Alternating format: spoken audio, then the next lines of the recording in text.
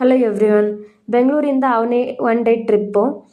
ಇದು ಫಸ್ಟ್ ನಾವು ಹೋಗಿರೋದು ಮುಳಬಾಗಿಲ ಆಂಜನೇಯ ಟೆಂಪಲ್.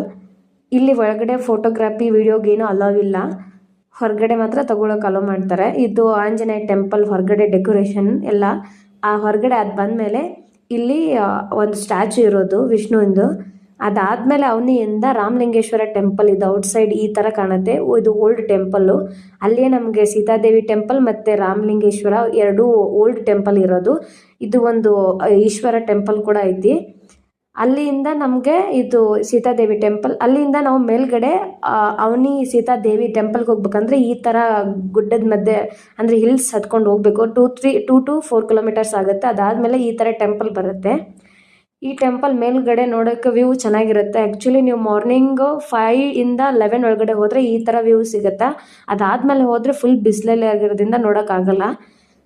ಇದು ಆ್ಯಕ್ಚುಲಿ ಎಲ್ಲ ಎಕ್ಸ್ಪ್ಲೋರ್ ಮಾಡಬೇಕಂದ್ರೆ ಪ್ರೈವೇಟ್ ವೆಹಿಕಲ್ ಇದ್ದರೆ ಬೆಸ್ಟು.